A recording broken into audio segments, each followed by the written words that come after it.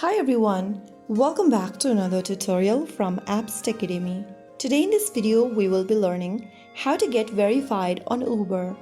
Getting verified on Uber means uploading the required ID, selfie documents, or any documents to confirm your identity.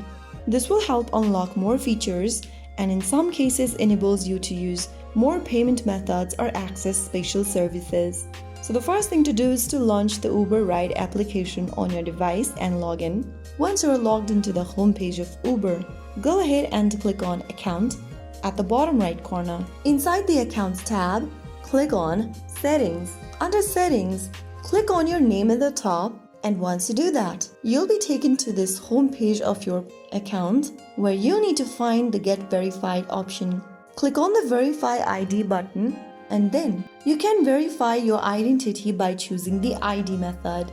Click on Choose ID and get ready to complete your identity verification.